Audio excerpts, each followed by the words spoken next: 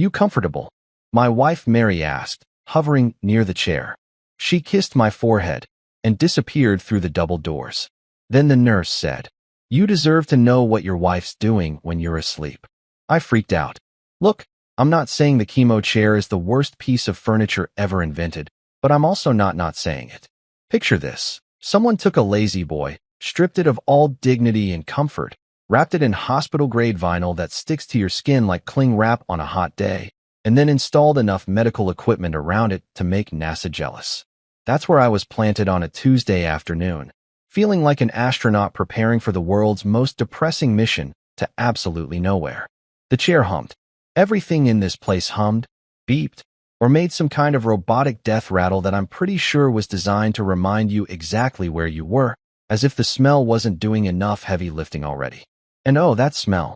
It's this special cocktail of industrial-strength bleach, hand sanitizer, and what I can only describe as crushed dreams with a hint of lemon.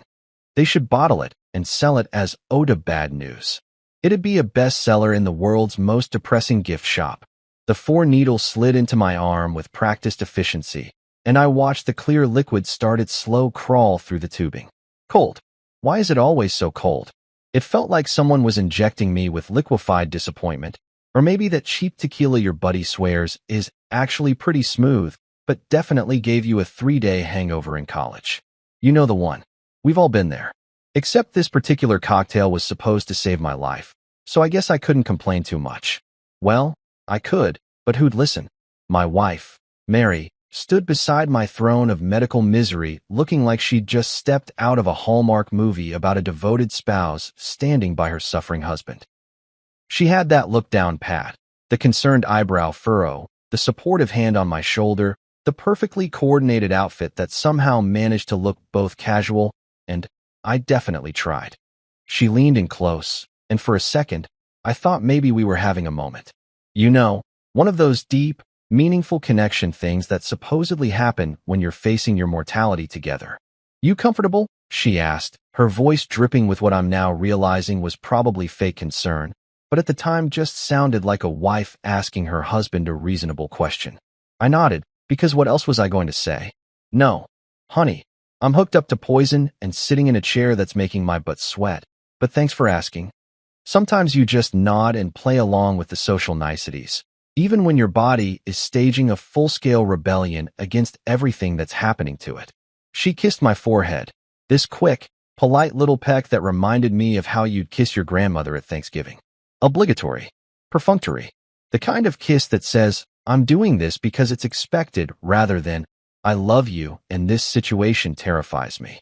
And then, before I could even process the weird emotional emptiness of that gesture, she was gone.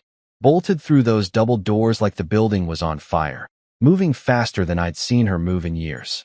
Faster, even, than my 4-drip was currently crawling into my bloodstream. I sat there for a minute, watching other patients in their own recliners of doom. There was an older guy across from me, maybe 70s, reading a Tom Clancy novel like he was sitting on a beach in Florida instead of slowly being pumped full of chemicals. Next to him, a woman about my age was knitting something that looked like it might eventually become a scarf, or possibly a very long hat. The clicking of her needles provided a weird sort of rhythm to the room's symphony of beeps and hums. We didn't make eye contact. Nobody makes eye contact in the chemo room. It's like an unspoken rule. We're all here. We're all going through our own personal hell. And the last thing anyone wants is forced camaraderie with strangers who remind you of your own mortality. That's when she appeared. Nurse Linda materialized next to my chair like she'd been summoned by some kind of medical bat signal. Silver hair pulled back in a no-nonsense ponytail, sharp eyes that had clearly seen every possible human drama unfold in this room, and the kind of presence that immediately made you sit up straighter even when you were hooked up to N4.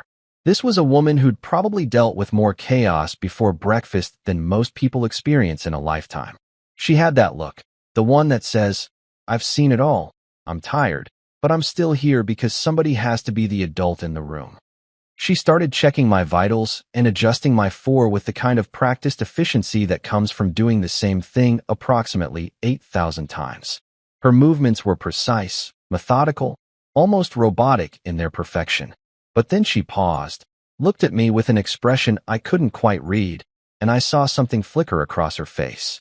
Pity? Concern? Indigestion from the cafeteria's mystery meat? You deserve to know what your wife's doing when you're asleep, she said, just like that. No preamble. No, hey, how are you feeling?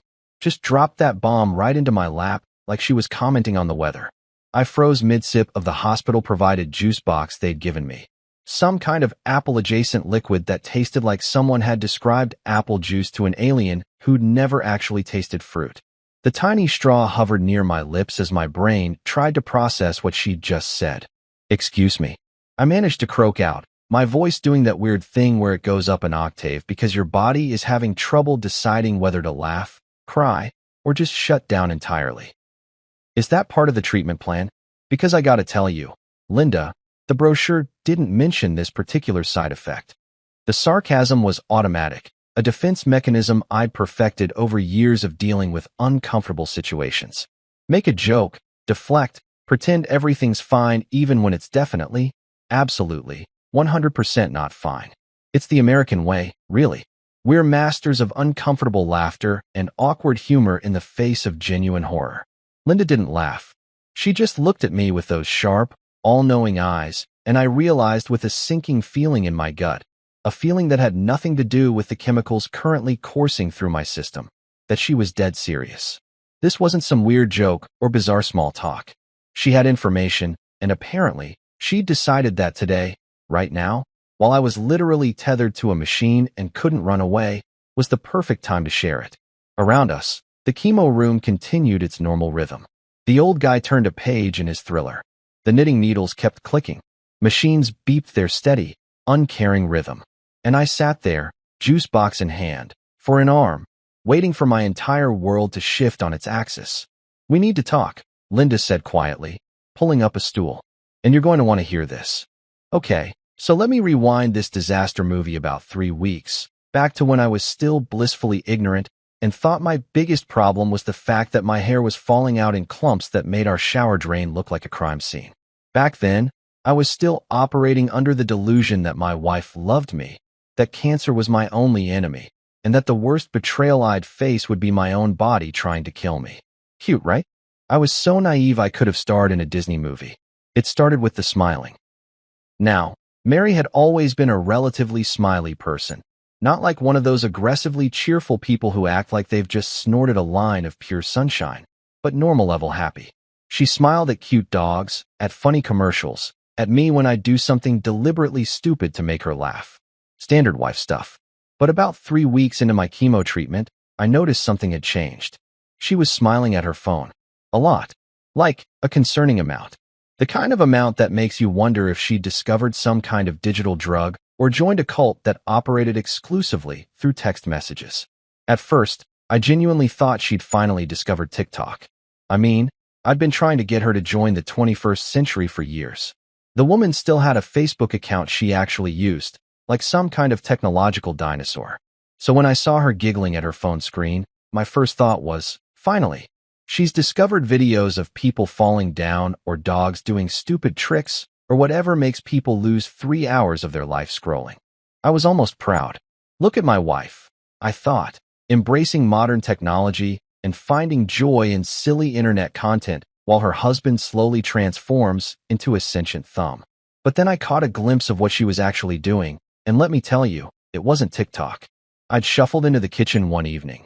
And yes, I was shuffling by then, because chemo turns you into basically a zombie that's allergic to everything. Looking for some crackers that wouldn't make me immediately want to hurl. Mary was at the kitchen table, phone in hand, and I saw her fingers flying across the screen. Then she giggled. Actually giggled. Like a teenager. Like someone who'd just heard the funniest thing in the entire world. Being the nosy husband that I am, I leaned over her shoulder, not suspicious yet, just curious, and caught the tail end of her message before she tilted the phone away. Haha, you're so bad, face with tears of joy, followed by another emoji that I'm pretty sure was winking. The text was in that thread of blue bubbles that meant she was texting another iPhone user, and there were a lot of bubbles. Like, novel-length conversation bubbles. Who's that? I asked, trying to sound casual, like I was just making conversation and not like my brain had just started doing complex mathematical equations trying to figure out who the hell made my wife giggle like that. "Oh, just Sarah from book club," she said smoothly, clicking her phone off faster than I could focus my chemo-addled brain on the name at the top of the screen. She sent me a funny meme. Sarah. Right. Sarah from book club, who apparently texted in lowercase and used the crying laughing emoji. Sure. That seemed totally normal and not at all suspicious. I let it go because, honestly, what was I going to do? Accuse my wife of what? Laughing at memes. I was probably being paranoid. The chemo was messing with my head. That had to be it. But here's the thing about noticing something once, you can't unnotice it. It's like when someone points out that you can see your nose all the time, and suddenly that's all you can think about. Once I'd seen Mary smiling at her phone like that, I started seeing it everywhere. At breakfast, while I was trying to choke down oatmeal that tasted like sadness. During TV shows, where she'd be supposedly watching but actually just staring at her screen with this little smile playing at her lips. In bed at night, when she thought I was asleep, the glow of her phone illuminating her face in the dark like some kind of digital campfire. The real kicker, though, was the chemo sessions themselves. Mary had insisted from day one that she'd come with me to every single appointment. "I'm your wife," she'd said, squeezing my hand with what I thought was genuine love and support. "I'm going to be there for you through all of this. Every session, every moment." And she was there, technically. She'd drive me to the cancer center, walk me in holding my hand like we were some kind of poster couple for standing by your spouse through illness. She'd even take photos sometimes, candid shots of me in the waiting room, or awkward selfies of us together where I looked like death warmed over and she looked like she was about to ask to speak to the manager. I think she was building some kind of social media narrative. You know, the supportive wife standing by her sick husband, racking up those sympathy likes and "you're so strong" comments. But here's what actually happened during those sessions. She'd get me settled in my recliner of doom, make sure the nurses had everything they needed, ask me approximately one time if I was comfortable, and then announce that she'd be waiting in the lobby or grabbing a coffee or making some calls for work. Every single time, like clockwork. As soon as that four was in my arm and I was committed to sitting there for the next few hours, she was gone. The first time I actually saw what she was doing during my treatment, it was completely by accident. The chemo room I was in had these big windows that overlooked the parking lot. I guess so patients could stare outside and contemplate their mortality while poison dripped into their veins, or maybe just so the room didn't feel quite so much like a tomb. I'd been zoning out, watching the clouds, trying not to think about the cold liquid crawling through my system, when I spotted her. Mary, my wife, standing next to her car in the parking lot, phone pressed to her ear, laughing. Not just a polite chuckle or a small smile, but full on, head thrown back, hand on her stomach laughing. The kind of laugh that makes your whole body shake. The kind of laugh I hadn't seen from her in months, maybe years. The kind of laugh that, honestly, I didn't even know she was still capable of. And there I was, 3 floors up, hooked up to a machine, getting pumped full of chemicals that made me feel like I'd been hit by a truck made of nausea, while my wife was having what appeared to be the time of her life in a hospital parking lot. The juxtaposition was almost funny. Almost. If it wasn't so deeply, profoundly sad. I watched her for a few minutes. This woman I'd married. This person I thought I knew. She paced back and forth next to her car, still talking, still smiling. At one point, she did this thing where she tucked her hair behind her ear. That little gesture she always did when she was flirting. I knew that gesture intimately. She'd done it on our first date, outside that Italian restaurant downtown. She'd done it at our wedding when I'd told her she looked beautiful. And now she was doing it while I was upstairs, literally marinating in chemicals that could probably strip paint off a car. "Everything okay?" Linda asked, and I realized I'd been staring out that window for way too long. "Yeah," I lied, pulling my eyes away from the parking lot. Just watching the world go by.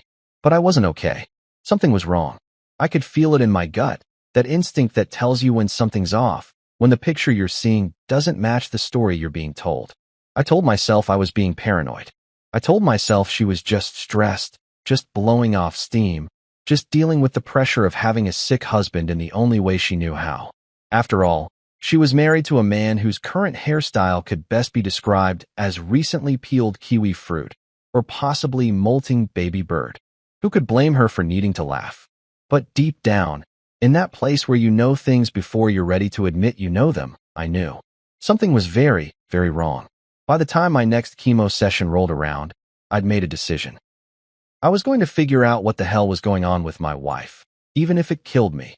Which, let's be honest, seemed increasingly likely given that I was already fighting cancer and now apparently needed to add amateur detective work to my list of stressful activities. But whatever. If Sherlock Holmes could solve mysteries while being a functional drug addict, I could figure out my wife's weird behavior while being pumped full of chemicals. How hard could it be? I had a plan. Well, plan is maybe too generous a word. I had an intention, a vibe, a general sense that I was going to observe things more carefully and hopefully not look like a complete psycho in the process. I was going to be cool about it. Casual. Like one of those detectives in the movies who notices everything but acts like they're barely paying attention. Except, balder. And sicker. And hooked up to medical equipment. But other than those minor details, I was basically going to be James Bond. The session started like they all did. Me shuffling into the cancer center like an extra from a zombie movie. Mary walking beside me with her hand on my arm in that performative way that probably looked supportive to outsiders, but felt increasingly hollow to me. She was wearing her cancer center outfit, these perfectly coordinated athleisure pieces that suggested she might hit the gym after watching her husband get poisoned. Leggings, a designer hoodie, those expensive sneakers that cost more than my first car. She looked like she was ready for a photo shoot for Hot Wives of Cancer Patients Monthly. Is that a magazine? It should be. Someone's definitely making money off inspirational illness content. We checked in at the front desk, where the receptionist, Gloria, gave me her usual sad smile. I'd started to recognize all the regulars here, the staff, the other patients, even the guy who delivered supplies every Tuesday afternoon. It's weird how quickly a cancer center becomes familiar territory, like your least favorite bar that you keep going back to because it's close to your house, and they know your order. Except instead of ordering a beer, you're ordering poison, and instead of a hangover, you get existential dread and mouth sores. Room 3 today, sweetie, Gloria said, handing me the little buzzer thing that would alert me when my recliner of doom was ready. I pocketed it and headed to the waiting room with Mary trailing behind me, her phone already out and glowing in her hand like some kind of digital security blanket. We sat down in those uncomfortable chairs that all medical waiting rooms seem to buy in bulk from the same supplier of furniture designed to make you feel worse.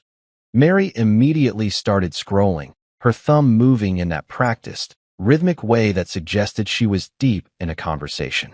Or multiple conversations. Who knows? Maybe she was running some kind of texting empire I didn't know about. I pretended to read a magazine, some ancient copy of People from 2019 that had celebrities on the cover I barely recognized. But really, I was watching her. And let me tell you, once you start actually paying attention to someone's phone behavior, it becomes glaringly, painfully obvious when they're hiding something. It's like watching a bad poker player who thinks they're being subtle, but is actually broadcasting their every tell to the entire table. Her phone buzzed. Not the little vibration of a regular text, but that longer buzz that meant someone was really trying to get her attention. Maybe multiple messages in a row. Mary's eyes lit up, actually lit up, like someone had flipped a switch behind her eyeballs, and she pulled the phone closer to her face. Then, and this is the part that really got me, she tilted the screen away. Physically angled it so that I couldn't see what she was reading, even though I was sitting right next to her and pretending to care about which celebrity had gotten divorced in 2019. Everything okay? I asked, keeping my voice light and casual, like I was just making conversation and not like I was internally screaming. Oh, yeah, she said, not looking up from her phone. Just spam. Spam. Right. Because spam messages definitely make you smile like that. Because telemarketers have really upped their game and are now sending texts so entertaining that you need to hide them from your cancer-stricken husband. Because that makes total sense in any universe where logic exists. Spam with heart emojis? I asked, because I caught a glimpse before she tilted the phone away. Just a flash of that familiar pink heart emoji, but it was enough. She laughed, this weird, forced little laugh that sounded like she'd just remembered she was supposed to find something funny. You know how it is. These scammers are getting creative. Probably trying to catfish old people or something. Old people. Right. Because at 42, Mary was definitely the target demographic for elderly romance scams. Sure, that tracked. I nodded and went back to my magazine, pretending to be engrossed in an article about someone's beach body transformation while my actual body was actively falling apart. The buzzer went off a few minutes later, saving me from having to continue pretending everything was normal. We headed back to room 3, where Linda was already setting up my station with the efficiency of a pit crew preparing for a race. She gave me a knowing look as I settled into the chair. Had her eyes always been that observant, or was I just noticing it now? "Mary, you can head out if you need to," Linda said, not unkindly, but not exactly warmly either. "This is going to be a long session today. 3 hours at least." "Oh, I was actually going to grab a coffee," Mary said, already halfway to the door. "The cafeteria coffee here is terrible, so I might run to that Starbucks down the street." "You want anything, honey?" "Honey." She called me honey. When had that started sounding so empty? Like calling someone buddy or pal. Words that create distance while pretending to be affectionate. "I'm good," I said, because what was I going to say? "Yeah, can you grab me a Venti latte while you're out texting your mysterious spam sender?" That seemed counterproductive to my whole cool detective vibe. She kissed the top of my head, another one of those quick, obligatory pecks, and disappeared through the door so fast she might have actually teleported. I watched her go, then immediately turned my attention to the window. Room 3 had an even better view of the parking lot than my last room. It was like the universe was helping me out, providing prime surveillance real estate. Linda started hooking up my 4, and I could feel her watching me watch the window. "Looking for something?" she asked. "Just enjoying the view," I said. Nothing says peaceful healing environment like a parking lot in October. She didn't sound convinced. And then I saw them. Mary had emerged from the building and was walking across the parking lot, but she wasn't heading toward her car. Instead, she was making a beeline for the picnic area near the emergency room entrance. You know, that sad little spot with 2 benches and a struggling tree where people go to smoke or cry or contemplate their life choices. And standing there, leaning against said struggling tree like he was posing for the cover of Medical Professional Quarterly, was a guy in scrubs. Not just any guy in scrubs. This dude looked like he'd been created in a lab specifically to make married, balding cancer patients feel inadequate. Tall, probably 6'2", 6'3". Dark hair that was perfectly styled in that "I woke up like this, but actually spent 20 minutes on it" way. And even from 3 floors up, I could see his teeth when he smiled at Mary. They were so white they probably glowed in the dark. I immediately nicknamed him Dr. McSmirk because he had that kind of face. The kind that suggested he knew exactly how good-looking he was and had built his entire personality around it. Mary reached him, and they didn't hug or anything. Nothing that obvious. But there was something about their body language that made my stomach drop. The way she stood just a little too close. The way he leaned in when he talked. The way she laughed and did that hair-tucking thing again. That goddamn hair-tucking thing. First time, Linda asked quietly, and I realized she'd been standing next to me. Also looking out the window, also watching my wife flirt with some Ken doll in the hospital parking lot. "No," I said, my voice coming out more bitter than I'd intended. "Second. Same circus, different clowns." Linda made a small noise that might have been agreement or sympathy or both. She adjusted my 4 with practiced hands, her face carefully neutral in that way medical professionals perfect. The expression that says, "I'm not judging, but I'm definitely taking notes." "Your wife always come with you?" she asked after a moment. I barked out a laugh that had no humor in it whatsoever. "Yep, she loves it. Really brings us closer, you know? Nothing says, 'till death do us part,' like watching poison drip into my veins while she networks in the parking lot." Linda's face did something interesting then. It tightened. Her jaw clenched slightly, and her eyes narrowed in a way that suggested she was debating whether to say something or mind her own business. We stood there for a second, both watching my wife giggle at Dr. McSmirk like they were in some kind of romantic comedy, and I was just an inconvenient plot device. Linda finally said, which is nurse speak for, "I have opinions, but I'm professionally obligated to keep them to myself." Then she added, "I bet." And somehow, those 2 words, "I bet," carried more meaning than an entire conversation. They said, "I see what you see. I know what you know. And honey, this is worse than you think. So here's something I learned about hospitals. They're basically small towns where everyone knows everyone else's business. Except instead of gossiping at the local diner, they're gossiping at the nurse's station while someone codes in room 7. And Linda? Linda was apparently the mayor of this particular small town, the keeper of secrets, the witness to every drama that had ever unfolded in this building's parking lot, hallways, and uncomfortably intimate examination rooms. She'd been working at this cancer center for something like 20 years, which meant she'd seen literally thousands of patients come through. And apparently, she'd also seen their spouses do some truly spectacular things while those patients were busy trying not to die. The chemo dripped into my veins with its usual cold, creeping sensation, and I tried to focus on literally anything other than what I'd just witnessed through the window.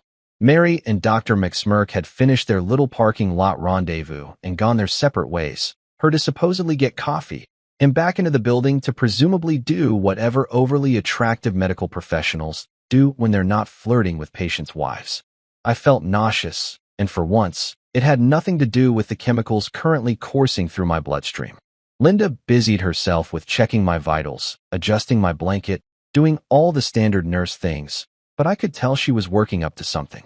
She had that look people get when they're debating whether to mind their own business or blow up someone else's life with information they probably shouldn't share but feel morally obligated to anyway. It's the same look your friend gets right before they tell you that yes, those jeans do make you look fat, and no, your new haircut is not working for you. So, I said, because the silence was killing me and I figured I might as well open the door for whatever bomb she was clearly preparing to drop. You seem like you have something on your mind, Linda. And before you say it's just concern about my white blood cell count, I'm going to call bullshit. She looked at me for a long moment, and I saw about 17 different emotions flicker across her face. Finally, she pulled up one of those rolling stools and sat down next to my recliner, which is how you know a conversation is about to get real. Medical professionals only sit down when they're about to deliver news that requires you to be in a stable position, either physically or emotionally. I wasn't sure if I should tell you, she started, which is never, ever a good way to begin a sentence. Nothing good has ever followed those words in the history of human communication. You're already fighting enough. The last thing you need is more stress. Linda, I said, trying to keep my voice steady even though my heart was doing this weird tap dancing thing in my chest. I'm going to be real with you. I'm currently being injected with liquid that's essentially killing parts of me in the hope that it kills the cancer faster than it kills everything else. My stress levels are already at existential crisis levels. Whatever you're about to tell me literally cannot make my situation worse. Famous last words, right? Never tell the universe that things can't get worse. The universe takes that as a personal challenge. Linda sighed, and it was the kind of sigh that carried the weight of witnessing too much human bullshit over too many years. Your wife, she said carefully, isn't just grabbing coffee during your sessions. Yeah, I kind of figured that out when I saw her practically slow dancing with Dr. McDreamy down there in the parking lot. I said, so what, they're friends? She's networking? She's suddenly developed a passionate interest in whatever medical specialty Mr. Perfect Teeth specializes in. His name is Dr. Marcus Chun, Linda said, and I noticed she didn't use the same warm tone she used when talking about literally anyone else. He's a resident. Internal medicine, and he's been here about 6 months. 6 months. I've been doing chemo for 8 weeks.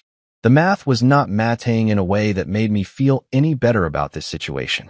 Linda continued, her voice low enough that the other patients and nurses couldn't hear. I've seen them together before. Multiple times. At first, I thought maybe they were just friendly. You know, she's here a lot. He works here, people talk. But then I started noticing the pattern. Pattern, I repeated, because apparently my vocabulary had shrunk to just repeating the last word of whatever horrifying thing someone said to me. Cool.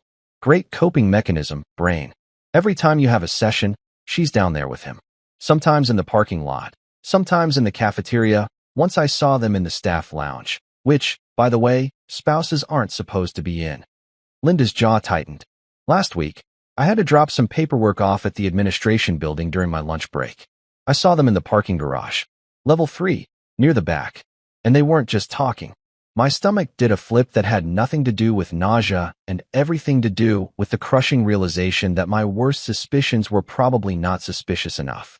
Define weren't just talking, I said, even though I really didn't want to know the answer. They weren't kissing, Linda said quickly, probably seeing the look on my face. But I've been married for 40 years. I know body language. I know what it looks like when two people want to be closer than they currently are. She was touching his arm. He was leaning in close, saying something that made her laugh. And the way they were looking at each other. She trailed off, shaking her head.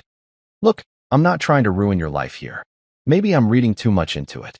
Maybe they really are just friends, and I'm a cynical old woman who's seen too many bad marriages implode in this building. But you don't think so, I said flatly. No, she admitted. I don't think so. We sat there for a minute, the steady beep of the 4 machine counting off seconds of my increasingly complicated life. Around us, the chemo room continued its depressing routine. Someone's machine beeped an alert. A nurse rushed over to fix it. The guy with the Tom Clancy novel got up to use the bathroom, his 4-pole rolling along beside him like a really unhelpful robot companion. Life went on, completely indifferent to the fact that mine was actively falling apart. There's more, Linda said, and Jesus Christ, how could there possibly be more? I wasn't going to say anything because, like I said, you've got enough to deal with. But a few weeks ago, I overheard her on the phone. She was in the family waiting room, and I was in the hallway. She didn't know I was there. And I prompted, even though every instinct I had was screaming at me to tell her to stop, to not finish that sentence, to let me live in blissful ignorance for just a little bit longer. She was telling someone, I assume him, that you were getting worse. That the treatment wasn't working as well as the doctors hoped. Linda's face was grim. The thing is, your treatment is working. Your last scan showed improvement. Your oncologist told you that himself. I was there when Dr. Patel went over your results. The world tilted slightly, and for a second, I thought maybe I was having a reaction to the chemo. But no, this was just what betrayal felt like when it really, truly sank in. This wasn't just an affair, although that would have been bad enough. Thank you very much. This was something worse. This was my wife actively lying about my medical condition to her. What? Boyfriend? Side piece? Future husband? Why would she lie about that? I asked, but I already knew the answer. I just didn't want to believe it. Linda looked at me with such profound sadness that I almost started crying right there in my stupid recliner. Honey, she said gently, I think she's trying to convince everyone, including you, that you're not going to make it. That way, when she moves on, people won't judge her as harshly. She's building a narrative. Fantastic. My wife was starring in her own personal tragedy where I was the conveniently dying husband who would garner her sympathy points and a clean exit from our marriage. She was probably already planning her widow era, picking out the perfect black dress that would make her look simultaneously devastated and attractive at my funeral. Maybe Dr. Chun would comfort her. Maybe they'd wait a respectful 6 months before going public with their relationship. Maybe everyone would say how brave she was, how strong, how wonderful that she found love again after such a terrible loss. Except I wasn't planning on dying. Plot twist, Mary. So what you're telling me, I said slowly, is that my wife is having an affair with a doctor, lying about my prognosis, and essentially setting the stage for me to die so she can move on guilt-free. I'm telling you what I've observed, Linda said carefully. What you do with that information is up to you. But yes, that's what it looks like to me. I sat there, poison dripping into my arm, betrayal sitting heavy in my chest, and tried to figure out what the hell I was supposed to do with this information. My wife, the woman I'd married, the woman who'd promised to love me in sickness and in health, was apparently rooting for the cancer. She was Team Tumor. She'd picked her side in this fight, and it wasn't mine. Well, I finally said, because sometimes when your life is a complete dumpster fire, all you can do is make jokes about the flames. This is just fantastic. Really adds a nice layer of complexity to the whole fighting for my life thing. Now I'm fighting my own body and my marriage. It's like a 2-for-1 special on personal disasters. Linda didn't laugh, but she did squeeze my hand. You deserve better, she said simply. You deserve to live, and you deserve to know the truth. And you know what? She was right. I did deserve better. I deserved a wife who wasn't measuring me for a coffin while I was still breathing. I deserved to fight this cancer without wondering if my own spouse was secretly hoping I'd lose. The rage started then, building slowly in my chest like a pilot light finally catching. It mixed with the chemo and the betrayal and the sheer audacity of what Mary was doing, and somewhere in that toxic cocktail, I found something useful: motivation. Pure, undiluted, spite-fueled motivation. If Mary thought I was going to die quietly and give her the perfect tragic backstory for her romance with Dr. Perfect Teeth, she had another thing coming. I was going to survive this. I was going to beat this cancer. And then I was going to make sure everyone knew exactly what kind of person she really was. Linda wasn't done dropping truth bombs on me. Of course she wasn't. Because apparently, when you're already at rock bottom, the universe just hands you a shovel and says, "Keep digging, buddy. There's a whole new level of hell down here you haven't discovered yet." She sat there on her rolling stool, looking at me with those sharp, all-knowing eyes, and I could tell there was more. There's always more. It's like those infomercials. But wait, there's more. Except instead of a free set of steak knives, you get devastating information about your spouse's betrayal. "There's something else," Linda said, and I swear to God, I almost laughed. Of course there was something else. Why would there not be something else? At this point, I was half expecting her to tell me that Mary had taken out a life insurance policy on me or had already picked out my burial plot. Maybe she'd registered for gifts for my funeral. "In lieu of flowers, please send gift cards to Sephora." "Hit me," I said, gesturing dramatically with my free arm, the one that wasn't currently tethered to an 4-pole. At this point, what's one more revelation? Tell me she's secretly a serial killer. Tell me she's been putting antifreeze in my oatmeal. Tell me she's actually my long-lost twin sister, and our entire marriage is illegal. I can take it. Linda didn't smile. This was serious. This was the kind of serious that makes nurses who've seen everything look genuinely worried. "Has your wife been suggesting alternative treatments? Asking you to maybe skip sessions? Talking about natural remedies or holistic approaches?" And just like that, my brain did one of those movie montage things where everything suddenly clicks into place. You know, when the detective finally figures out who done it and all the clues flash through their mind in rapid succession while dramatic music plays. Except there was no dramatic music, just the steady beep of my 4 machine and the distant sound of someone coughing in another recliner. The blogs. Oh my God, the blogs. For the past 2 weeks, Mary had been sending me articles. Lots of articles. They'd ping into my phone at random times with messages like, "Thought you might find this interesting," or just some food for thought. They were all from these websites with names like Natural Healing Journey and Holistic Cancer Warriors and Chemo-Free Victory Stories. The kind of sites that look like they were designed in 2003 by someone who'd just discovered word art and thought Comic Sans was a valid font choice. The articles all had the same basic message. Chemotherapy is poison. Well, yeah, that's kind of the point. Doctors don't want you to know about natural alternatives. Conspiracy theories, my favorite. And you can cure cancer with positive thinking and the right combination of supplements. Some of them recommended coffee enemas. I wish I was joking. Coffee enemas. Because apparently, when you're fighting for your life, what you really need is to put Starbucks where Starbucks should never, ever go. At the time, I thought Mary was just grasping at straws, looking for hope in weird places, because watching your spouse go through cancer treatment is scary, and people do strange things when they're scared. I'd even felt kind of bad for her, thinking she was so desperate to help me that she'd fallen down some alternative medicine rabbit hole on the internet. But now, with Linda's question hanging in the air and my brain finally connecting the dots, I realized what was actually happening. Mary wasn't trying to help me. She was trying to kill me.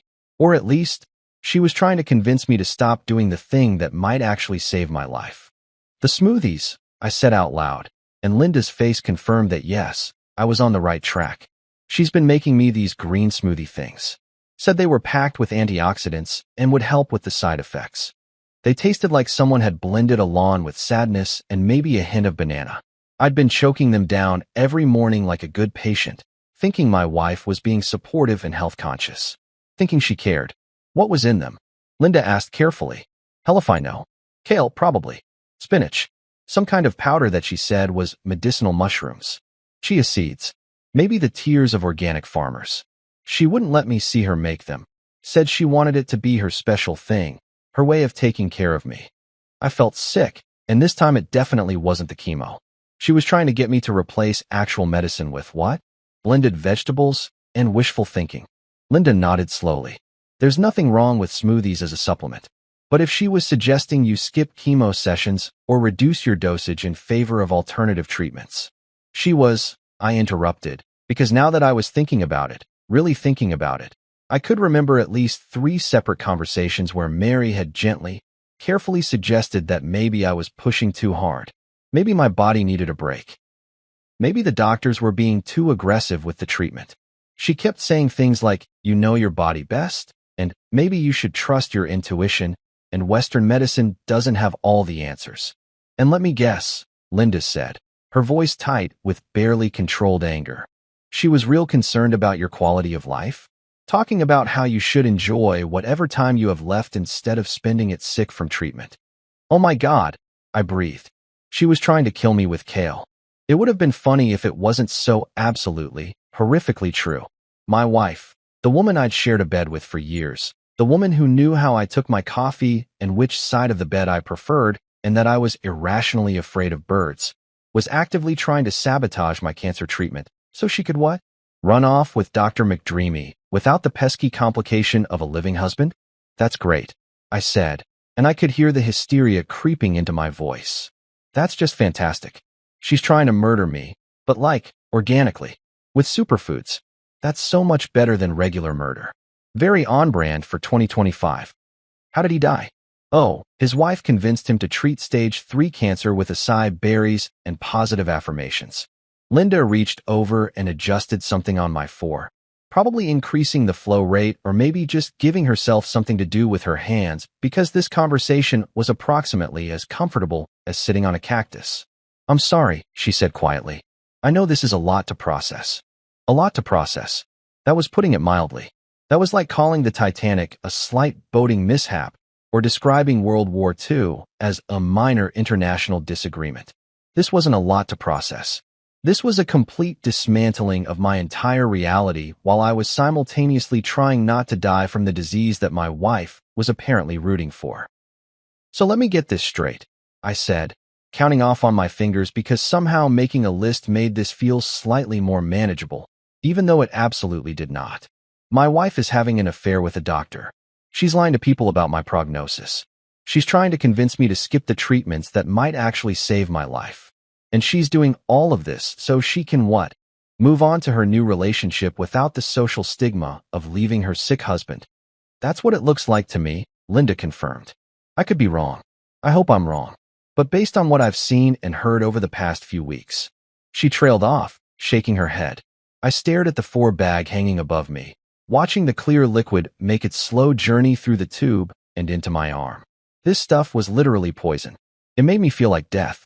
It had caused my hair to fall out, my appetite to disappear, my energy levels to plummet to somewhere below reanimated corpse. I'd spent nights hugging the toilet, mornings too weak to get out of bed, afternoons wondering if this was really worth it. And I'd done it all thinking my wife was in my corner, thinking she was supporting me, thinking we were fighting this thing together. "She's rooting for the cancer," I said out loud, testing how the words sounded. They sounded insane. They also sounded true. My wife is Team Tumor. She's picked sides in this fight, and spoiler alert, it's not my side. "I think so," Linda said softly. "And I think you deserve to know that. You deserve to make informed decisions about your treatment without someone you trust working against you. Working against me. That was one way to put it. Actively trying to hasten my death was another, slightly more accurate way. Because let's be real, that's what this was. Mary wasn't just being unsupportive or checked out or dealing with her own fears poorly. She was actively, deliberately trying to convince me to stop the treatment that might save my life. She was giving me false hope about alternatives that wouldn't do shit. She was building a narrative where I died, and she got to play the tragic widow before riding off into the sunset with her doctor boyfriend. The rage that had started earlier, that little pilot light of anger, suddenly roared into a full-blown inferno. It burned through the nausea, through the exhaustion, through every single side effect the chemo was currently causing. This was pure, concentrated fury, and honestly, it felt better than anything I'd felt in weeks.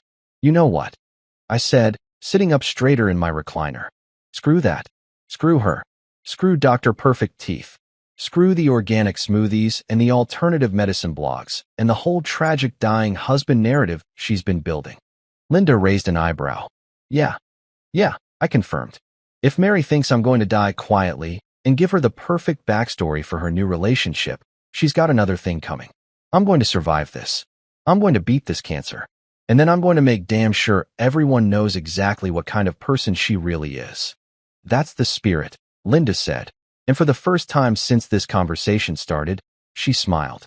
Get mad. Stay mad. Use it. Oh, I'm using it, I assured her. I'm going to turn spite into medicine. I'm going to be fueled by pure, undiluted rage and the burning desire to prove her wrong. Move over, chemo. We've got a new treatment plan, and it's called Living Well is the Best Revenge. Linda laughed, actually laughed, and patted my arm. I've seen a lot of patients over the years, she said. The ones who survive, they're the ones who have something to fight for. Or in your case, something to fight against. Then consider me the most motivated patient you've ever had, I said. Because I've got a lot to fight against right now, and I'll be damned if I let cancer or my terrible wife win. There's a specific moment in every adult's life when you realize that no matter how old you get, no matter how independent you become, there are some situations that can only be solved by going home to your mother. This was one of those situations. When you've been betrayed by your wife, poisoned by medical science, and generally had your entire existence turned into a country song, there's really only one place to go. The house where someone still has baby photos of you on the wall and will defend you to the death, no questions asked. I left the cancer center that day feeling like I'd been hit by a truck, run over by a train, and then backed over by the truck again just to make sure the job was done properly. Linda had given me a long hug before I left, the kind of hug that says, I'm sorry your life is a dumpster fire, but I believe you're going to make it through, and slipped me a piece of paper with her personal cell phone number on it. If you need anything, she'd said, or if you just need to talk to someone who knows the truth. I'd pocketed it like it was classified information, which, in a way, it was. I'd texted Mary some bullshit excuse about feeling sick and needing to go straight to my mom's house instead of home. She'd responded with a thumbs-up emoji. A thumbs up. Not even feel better, honey, or do you need me to come with you? Just a thumbs up, like I'd asked if she wanted extra guacamole on her burrito. That thumbs up told me everything I needed to know about where her priorities were. The drive to my mom's house took about 30 minutes, which gave me plenty of time to practice how I was going to explain this situation. Hey mom, so funny story. My wife is trying to kill me with wellness culture, and she's sleeping with a doctor. No, that wasn't right. Mom, remember how you never really liked Mary? Turns out your maternal instincts were spot on. Still not quite landing. By the time I pulled into her driveway, I'd given up on finding the right words and decided to just word vomit the whole situation and let her make sense of it. My mother, Patricia Reynolds, is 5'3" of pure maternal fury wrapped in cardigans and disappointment. She's the kind of woman who bakes cookies for church fundraisers and intimidates grown men at PTA meetings. She taught middle school English for 35 years, which means she's seen every possible version of human stupidity and is completely unimpressed by all of it. If there was a war, you'd want my mother on your side. If there was a zombie apocalypse, she'd probably organize the zombies into an efficient system and have them doing her yard work within a week. She opened the door before I could even knock. She'd been watching through the window, because mothers have some kind of sixth sense about their children showing up unannounced looking like death warmed over. And her face immediately shifted from pleased surprise to concerned mother bear. What did that woman do? She asked. Not, hi honey, good to see you. Or come in, let me get you some tea. Just straight to the accusation. Because my mother had never really liked Mary, not in that obvious way where she said mean things, but in that subtle way where she'd purse her lips whenever Mary talked about her career or made comments about redecorating my childhood bedroom. Mothers know. They always know. I walked inside, collapsed onto the floral couch that had been in the same spot since 1987, and just started talking. Everything poured out. The affair, Dr. McSmirk, Mom loved that nickname, I could tell. The lies about my prognosis, the alternative medicine blogs, the organic death smoothies, all of it. I told her about Linda, about watching Mary in the parking lot, about the realization that my own wife was essentially rooting for me to die so she could upgrade to a newer model without the social consequences. My mother listened to the entire story without interrupting, which is how I knew this was serious. When Mom goes quiet, that's not a good sign. That's the calm before the Category 5 hurricane. Her face progressed through about 17 different shades of red, starting at mild sunburn and ending somewhere around, about to spontaneously combust. By the time I finished talking, I was pretty sure I could see steam coming out of her ears. That absolute witch, Mom said. And let me tell you, when my mother calls someone a witch, she's not using the W word she really wants to use. She was holding back for my benefit, which was both touching and slightly terrifying. That manipulative, heartless, conniving little witch. Her nostrils were flaring. I'd seen that nostril flare before. It's what happened right before she called my high school principal and got him to reverse an unjust suspension, and again when she made a furniture store manager cry after they tried to scam her on a warranty. The nostril flare was not to be trifled with. If nostril flaring was an Olympic sport, my mother would have gold medals from multiple consecutive games. I never liked her, Mom announced, which was not news to anyone. From the moment you brought her home, I knew something was off. She had dead eyes, like a shark, or a politician. But did you listen to me? No, you were in love. She said in love, like it was a disease I'd contracted from poor hygiene. To be fair, Mom, you think everyone I date has something wrong with them. Because they do. Your taste in women is terrible. Remember Jessica from college? The one who borrowed your credit card? Or Amanda, the one who joined that weird cult that worshipped crystals? Or, okay, I get it. My track record isn't great. I held up my hands in surrender.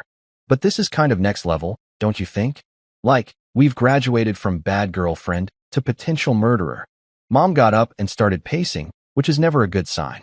When Patricia Reynolds starts pacing, someone's about to get destroyed, and that someone was definitely not going to be me. We're calling a lawyer, she declared. Tomorrow. First thing. And you're staying here. I don't want you in that house with that woman. Mom, I have stuff there. Clothes, my laptop, we'll get it later.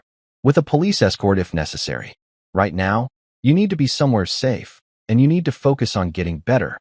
She pointed at me with the kind of authority that made me feel 12 years old again. Your only job is to beat this cancer. Let me handle Mary. And honestly, that sounded like the best plan I'd heard in weeks. Let Mom handle it.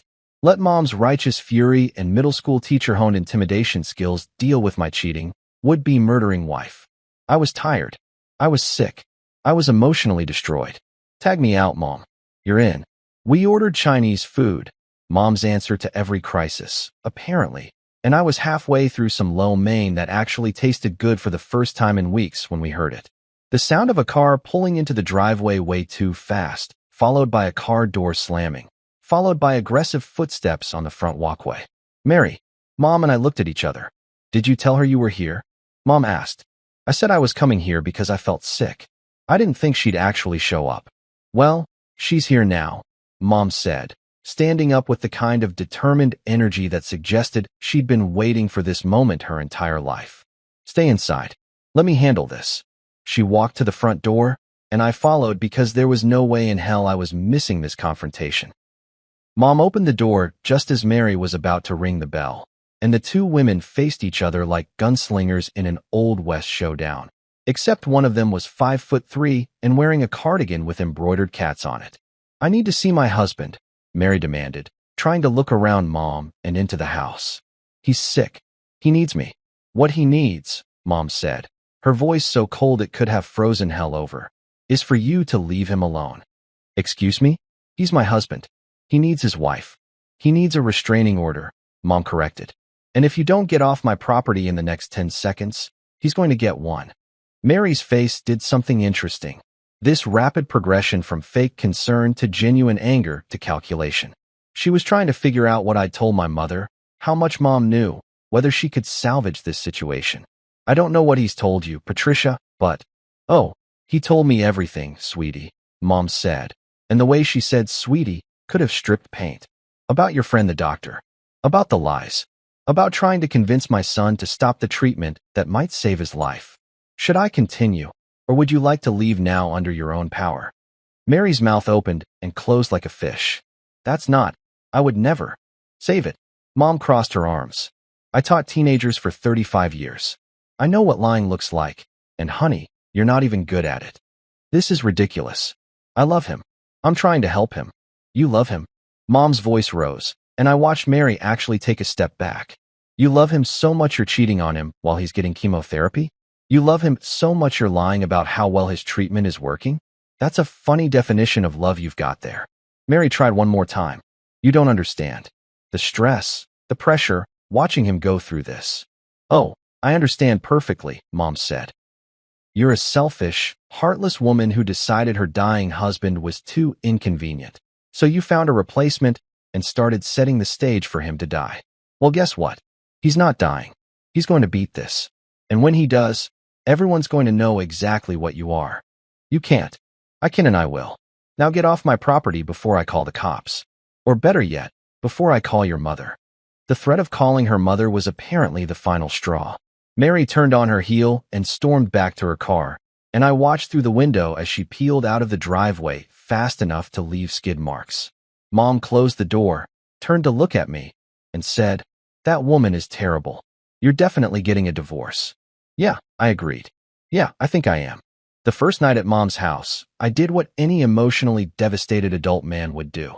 I cried like a baby, ate an entire pint of ice cream that I immediately threw up. Thanks, chemo, and then spent approximately 3 hours Googling various combinations of how to make your ex regret breathing and best legal revenge tactics and can spike cure cancer.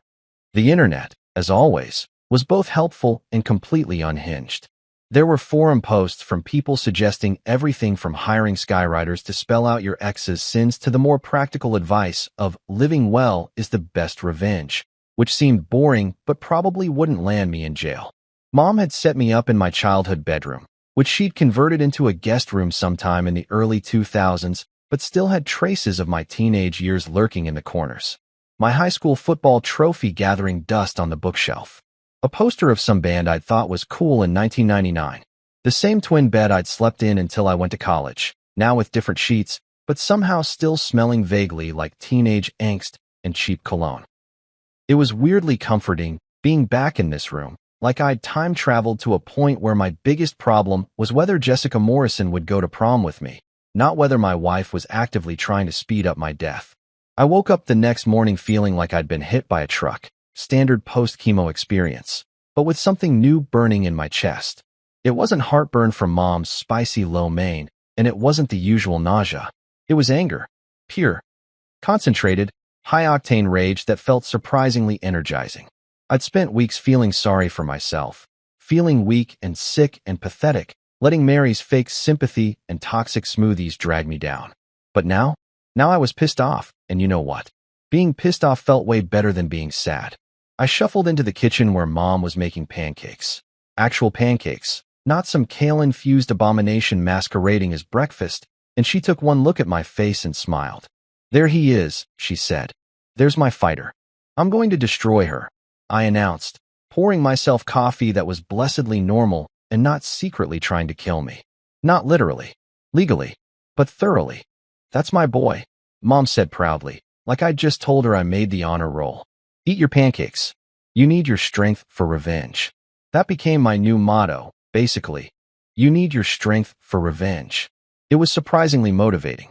Every time I felt like giving up, every time the chemo made me feel like death incarnate, every time I wanted to just stay in bed and let the universe win, I'd think about Mary and Dr. McSmirk laughing in that parking lot, and suddenly I'd find the energy to get up and fight. Spite, I discovered, is incredibly medicinal. They should bottle it. Spite, now available in capsule form. Side effects may include outliving your enemies. My next chemo session rolled around, and I showed up with a completely different attitude. I'd spent the weekend ordering stuff online with what was technically still joint account money. Mary's money too, which made it even more satisfying. I got wireless headphones, the expensive kind that noise cancel everything including existential dread. A portable phone charger. Snacks that didn't taste like cardboard and sadness. And the piece de resistance. A custom hoodie from one of those print-on-demand websites that said "Still alive. Sorry to disappoint you," in bold letters across the chest. I walked into the cancer center wearing that hoodie, carrying a backpack full of supplies like I was preparing for a camping trip instead of getting pumped full of poison, and I swear to God every nurse who saw me did a double take. Linda spotted me from across the waiting room and literally laughed out loud, which in the normally somber atmosphere of a cancer center waiting room was like setting off a joy bomb. "Look at you," she said, grinning as she checked me in. "Someone's feeling better. Someone's feeling motivated," I corrected. Turns out nothing cures depression quite like weaponized spite. She glanced at my hoodie and shook her head, still smiling. "You're going to be a legend around here. We've had patients with positive attitudes, but you're the first one I've seen turn pure sass into a treatment plan." "I'm pioneering a new therapeutic approach," I said. "It's called being too petty to die. I'm thinking of writing a book, maybe starting a podcast. Surviving cancer out of sheer stubbornness has a nice ring to it, don't you think?" Linda got me settled in my usual recliner, room 3, with the good view of the parking lot where my wife used to commit her crimes against marriage, though she wouldn't be showing up today since I'd blocked her number and told her through a very curt email that I was handling treatment on my own from now on. The email had felt powerful. Very, "I don't need you anymore. I have my own life now," energy, even though my current life consisted of living in my childhood bedroom and letting my mother make me pancakes. Dr. Patel, my oncologist, stopped by during my infusion to check on me. Dr. Patel is this incredibly smart, incredibly kind Indian man in his 50s who always explains everything in terms that make sense and never talks down to you like some doctors do. He's the kind of doctor who actually listens when you talk, who remembers details about your life, who treats you like a human being instead of just a collection of symptoms and scan results. He noticed the hoodie immediately. "That's quite a statement," he said, and I couldn't tell if he was amused or concerned or both. "I'm feeling more optimistic, Doc," I said. "Turns out I've got a lot to live for." "Well, a lot to live for out of spite, but still. Counts, right?" Dr. Patel sat down on the stool next to my chair, and his face got that serious but gentle expression that doctors use when they want to have a real conversation. "Linda mentioned you've been going through some personal difficulties," he said carefully. "I'm sorry about that. The last thing anyone needs during cancer treatment is additional stress." "Oh, you have no idea, Doc," I said, adjusting my foreline. "You have absolutely no idea. Turns out nothing boosts motivation quite like finding out your wife's been rooting for the cancer. Really puts things in perspective. Suddenly, I'm not fighting for my life. I'm fighting to prove a point. And let me tell you, I'm extremely good at being petty when properly motivated." Dr. Patel's eyebrows went up. I'd never seen him look shocked before. "I imagine when you're an oncologist, you develop a pretty solid poker face because you hear terrible things all day, every day, but that got him. Your wife was—" "I'm sorry, what?" "Long story," I said. "Involves an affair with a doctor. Not you. Thankfully, that would make this whole situation super awkward, and a conspiracy to get me to stop treatment using the power of kale and positive thinking. But don't worry, I'm out of that situation now. Living with my mom, getting divorced, living my best life, which currently involves getting injected with chemicals that make me vomit. But hey, at least nobody's secretly hoping I'll die anymore. Really raises the bar for relationship standards, you know?" "I see," Dr. Patel said slowly. "Well, I'm very sorry you're going through that. But I have to say, your attitude is remarkably improved from last session. Rage is a hell of a motivator," I confirmed. "I'm channeling all my anger into staying alive. It's very productive. I'm like the Hulk, except instead of smashing things, I'm just aggressively surviving." Dr. Patel actually smiled at that. "Well, whatever works. And speaking of surviving, I have some good news for you. My heart did a weird skip thing." "Good news? In a cancer center?" Those two concepts rarely went together. Usually good news in this place meant the tumor didn't grow much, or your white blood cell count isn't terrible this week. "Your latest scan results came back," Dr. Patel continued, pulling up something on his tablet. "The tumors are shrinking. Significantly. Whatever you're doing, the treatment, the attitude change, the spite-fueled will to live, it's working. You're responding better than we initially hoped." I sat there for a second, my brain trying to process this information. The tumors were shrinking. My body was winning. The cancer was losing.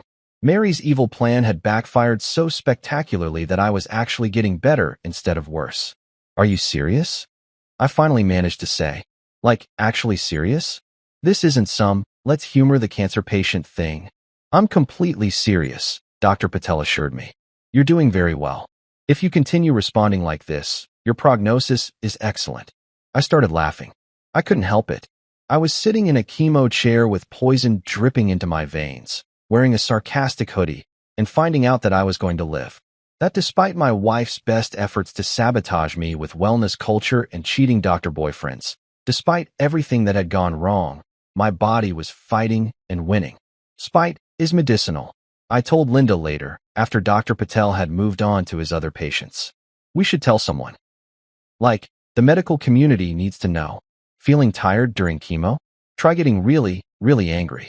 Studies show that being petty can shrink tumors. Linda laughed, that genuine, full-bodied laugh that made her whole face light up. If you beat this thing, and you will, you need to get a shirt that says "Fueled by Betrayal." I'll buy the coffee mug too, I said.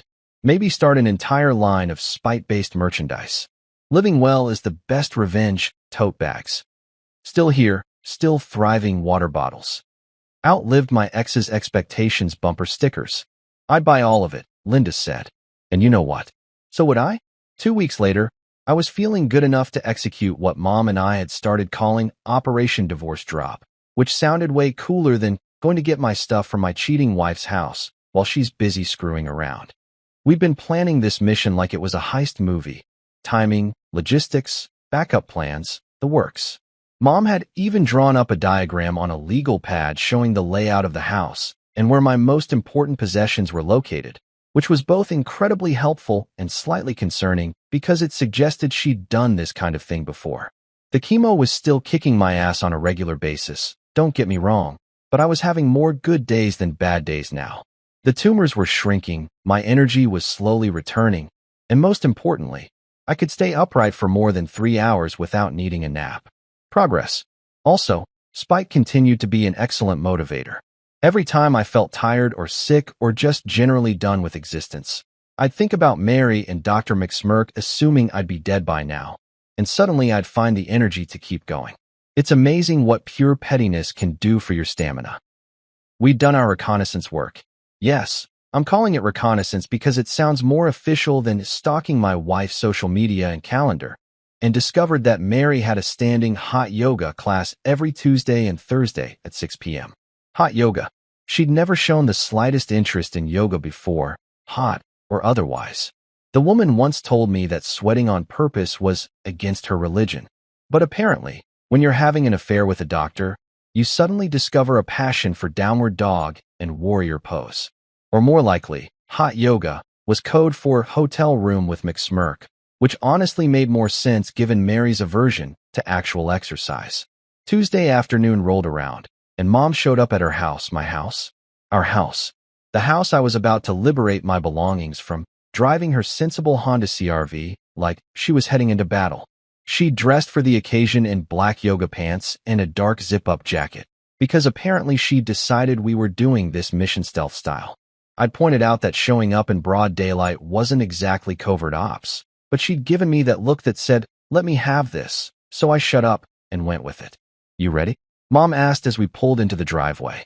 It was 6:15 p.m. Mary should be halfway through her yoga session by now, which meant we had at least an hour, probably more if the session included a post-workout protein shake at the hotel bar or whatever people having affairs did these days. Ready as I'll ever be, I said, though honestly, walking back into the house I'd shared with Mary felt weird as hell. This was the place where we'd lived together, where we'd had dinners and arguments and lazy Sunday mornings, where I'd proposed to her in the kitchen because I couldn't wait until the fancy restaurant reservation I'd made, where we'd painted the living room together and fought about whether beige was a color or just the absence of design sense, as Mary had put it. Now I was breaking into my own house like a criminal to retrieve my stuff before my soon-to-be ex-wife could hide it, sell it, or burn it in some kind of ritualistic cleansing. I still had my key. Mary hadn't thought to ask for it back, probably because she assumed I'd be too sick or too broken or too dead to use it. Surprised, Mary. I slid the key into the lock, and we were in. The house looked exactly the same, which was somehow worse than if she'd changed everything. Same furniture, same paint colors, same photos on the wall, including our wedding photo, which felt like a sick joke. Look at us, so young and happy and stupid, having no idea that in a few years one of us would get cancer and the other would respond by having an affair and trying to commit passive-aggressive murder via alternative medicine. Okay, Mom said, pulling out her legal pad with the diagram. You get your clothes, important documents, electronics. I'll start boxing up anything else that's clearly yours. We've got an hour, maybe 90 minutes. In and out, quick and clean. We split up like a well-oiled machine. I headed upstairs to the bedroom, which felt surreal. This room where I'd slept next to Mary for years, where we'd had our lives intertwined in all those mundane, intimate ways that married people do. The bed was made perfectly, which was new. Mary had never been a make-the-bed person. She always said life was too short to make your bed every day when you were just going to mess it up again at night. But apparently, when you're trying to impress your doctor boyfriend, you suddenly develop an interest in hospital corners and decorative pillows. I grabbed a suitcase from the closet and started throwing clothes into it. My favorite shirts, my comfortable jeans, my one good suit that I'd need for court appearances because yes, we were absolutely taking this to court. As I was packing, I noticed Mary's laptop sitting on her nightstand, plugged in and charging.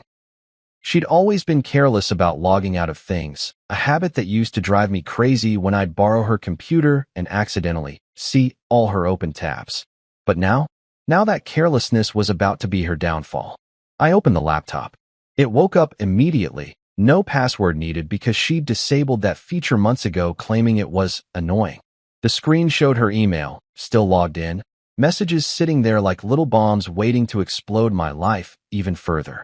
Except my life was already pretty exploded, so really, this was just confirmation of things I already knew.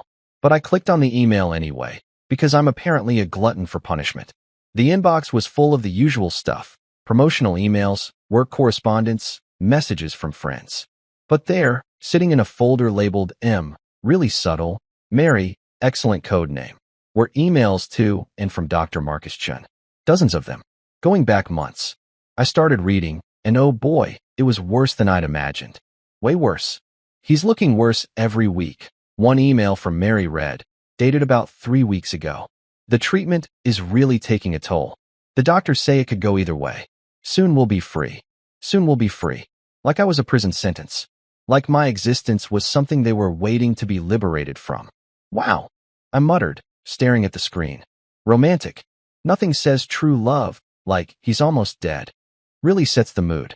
Very Nicholas Sparks. The Notebook, but make it murder adjacent. I kept scrolling, my rage building with every message. There were discussions about where they'd go on vacation after. Plans for moving in together. Messages about how Mary couldn't wait to start her new life, and how Dr. Chin promised to take care of her in ways I apparently couldn't. There were even messages about how she was trying to convince me to stop treatment, complete with links to the bullshit alternative medicine blogs she'd been sending me. Found anything interesting? Mom appeared in the doorway, and I turned the laptop to show her. Her face went through several shades of red before settling on something close to purple. That absolute. She caught herself, took a deep breath, and said with forced calm, "We're forwarding all of this to the lawyer. Right now.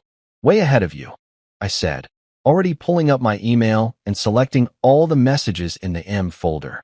I forwarded the entire conversation chain to myself, then for good measure, downloaded them all to a USB drive I'd brought specifically for this purpose. Because I'd learned from enough legal dramas that you always get the evidence before it disappears. I also forwarded everything to Patricia Grant, the divorce lawyer Mom had found for me. Patricia was apparently some kind of legend in the local legal community, the Barracuda, they called her, which should tell you everything you need to know about her approach to divorce law. She'd taken my case immediately, probably because it was such a slam dunk that even a first-year law student could win it. Cheating wife tries to kill husband with kale while he's fighting cancer? Yeah, that's not going to play well in court. My phone rang almost immediately after I hit send. "Patricia, tell me you actually just sent me what I think you sent me," she said, skipping any greeting or pleasantries. "Emails from my wife to her boyfriend discussing my impending death and their future together?" I said, "Yeah, that's exactly what I sent you." "Oh, this is gold," Patricia said, and she sounded genuinely excited, like a kid on Christmas morning. "This is absolute gold. We're going to take him, her, for everything. The house, the cars, the retirement accounts, everything. No judge in the country is going to side with her after seeing this." Music to my ears, I said. "How are you feeling?" Patricia asked, her tone shifting slightly. I mean, emotionally. This can't be easy to read. Honestly, I'm furious, but also weirdly relieved. Like, at least now I know I wasn't crazy. I wasn't imagining things. She really is exactly as terrible as I thought. I looked around the bedroom, at all the remnants of our life together. Plus, rage is keeping me alive at this point. My oncologist says I'm responding great to treatment, so apparently spite is medicinal. Patricia laughed. Well, keep being spiteful then, and keep collecting evidence. Anything else you can find, texts, photos, receipts, whatever. The more we have, the better. We'll do, I promised. Mom and I spent the next hour systematically packing up everything that was mine. Clothes, books, my gaming console that Mary had always complained about, family photos, important documents. We even changed the locks while we were at it. Mom had called a locksmith earlier and had him meet us there. The guy took one look at my bald head and Mom's determined face and asked 0 questions. Just changed the locks and handed over the new keys. She's going to lose it when she realizes what we did, I said as we loaded the last box into Mom's car. Good, Mom said with satisfaction. Let her lose it. Let her call the cops if she wants. You have every right to be here, and we documented everything we took. She, meanwhile, is committing adultery and conspiracy to commit whatever trying to convince someone to stop medical treatment is called. Negligent homicide? I suggested. Aggressive wishful thinking? Asshole behavior in the first degree. All of the above, Mom agreed. As we pulled out of the driveway for the last time, I looked back at the house in the rearview mirror. That chapter of my life was over. Done. Finished. And you know what? I wasn't even sad about it. I was too busy planning my next move in what I'd started calling my new hobby, legal revenge. And business was about to be booming. A month later, I was sitting in Mom's living room watching reruns of The Office and feeling almost human again when my phone rang. Dr. Patel's name flashed on the screen, and my heart immediately did that thing where it tries to escape through your ribcage. Phone calls from your oncologist are never casual. They don't just ring you up to chat about the weather or ask how your fantasy football league is going. When the cancer doctor calls, it's either really good news or really bad news, and there's no in between. Hello. I answered, my voice doing that weird cracking thing it does when I'm nervous. I have your latest scan results, Dr. Patel said, and I swear to God, the 3 seconds between that sentence and his next one were the longest 3 seconds of my entire life. Time slowed down. I could hear my heartbeat in my ears. I could feel every single breath. Mom had paused her own show in the kitchen and was staring at me through the doorway, her mom senses apparently alerting her that important phone call was happening. And I managed to croak out. You're heading toward remission, Dr. Patel said, and I could hear the smile in his voice. The tumors have shrunk significantly. If you continue responding this well, we're looking at a very positive outcome. You're beating this. I'm not ashamed to admit it. I cried. Not cute, single tear rolling down the cheek movie crying. Full on, ugly, can't breathe, face scrunched up sobbing. The kind of crying that comes from somewhere deep in your soul where you've been storing all the fear and anger and exhaustion from the past few months. I cried so hard that Mom came running in from the kitchen thinking something was wrong, and I had to wave her off while simultaneously trying to thank Dr. Patel through my sobs. You're welcome, he said kindly. You did this. Your body fought, and you won. Well, you're winning. We're not done yet, but you're winning. After I hung up, after I'd managed to explain to Mom through my tears that no, nothing was wrong. Everything was actually right for once in my godforsaken life. After she'd hugged me so tight, I thought my ribs might crack. I started laughing. Just absolutely losing it. Laughing like a maniac. Because the absurdity of the whole situation finally hit me. Mary had tried to sabotage my treatment, had been planning her future without me, had literally been counting down the days until I died, and I was going to live. Her evil plan had backfired so spectacularly that it was almost poetic, almost Shakespearean. Except Shakespeare would have made it more tragic, and this was a comedy. A dark, twisted comedy, but a comedy nonetheless. I'm going to live, I said out loud, testing how the words sounded. They sounded good, really good. I'm actually going to beat this thing. Damn right you are, Mom said, wiping her own tears away. You're too stubborn to die? I always said that. I spent the rest of the day in this weird euphoric state, calling people to share the news. My brother, who lived in Seattle and had been worrying from afar. A few close friends who'd been checking in regularly. Linda, who screamed so loud when I told her that I had to hold the phone away from my ear. Even Patricia, my lawyer, who said, "Excellent news. Now we can really make Mary regret her life choices. It's so much more satisfying when you're alive to enjoy your revenge." I should have known the universe wouldn't let me have one purely good day without throwing some bullshit into the mix. That evening, I was scrolling through my phone, still riding the high of not dying, when I saw it. A Facebook post from Mary. Because of course she was on Facebook. Of course she had to make this about her. The post featured a photo of us together, one from early in my treatment when I still had some hair left and hadn't yet discovered that my wife was a cartoon villain. We were smiling at the camera, her arm around my shoulder, both of us looking like a couple united against adversity. The caption read, "My brave husband is beating cancer. So proud of him and grateful for this journey we've been on together. He's my hero. Red heart hashtag love hashtag faith hashtag miracle hashtag cancer survivor hashtag blessed hashtag stronger together." I stared at my phone, my mouth literally hanging open, trying to process the sheer audacity of what I was reading. My brave husband.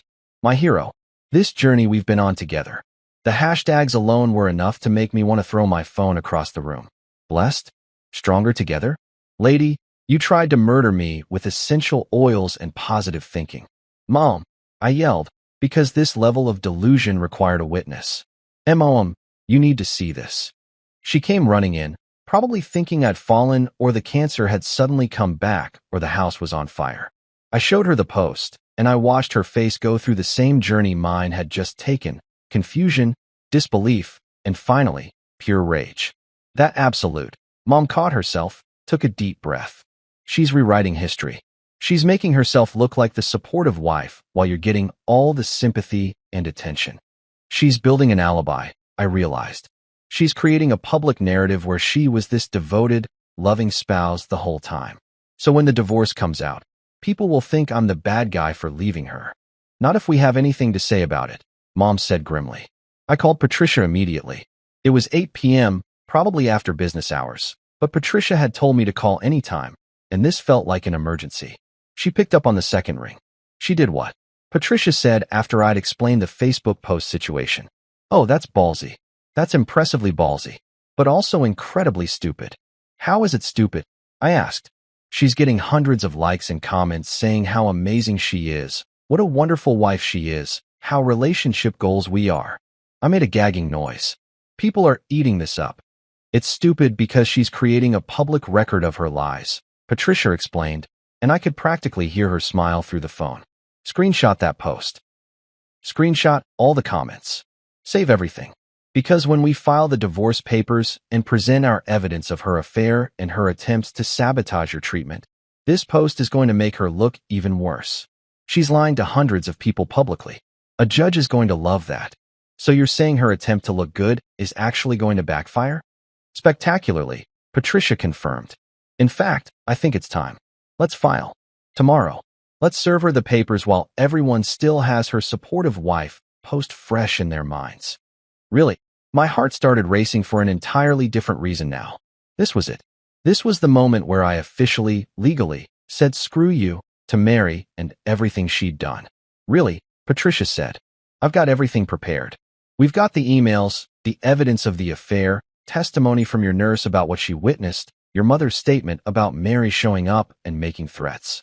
We've got her dead to rights. Time to make it official. The next day, Patricia filed the divorce papers. Professional, efficient, devastating. But the real masterstroke? The timing of the service. Patricia had done her research, because of course she had. The woman was terrifyingly thorough, and discovered that Mary had lunch at the same trendy salad place every Wednesday at noon. She went with her work friends, sat at the same outdoor table, ordered the same overpriced salad with the dressing on the side, because Mary was the kind of person who ordered dressing on the side.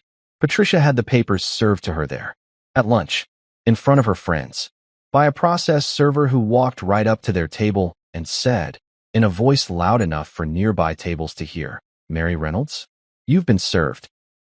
I wasn't there to witness it personally, but Patricia had hired a private investigator to document the moment. For legal purposes, she said, though I suspect she also just wanted me to have the satisfaction of seeing Mary's face when it happened.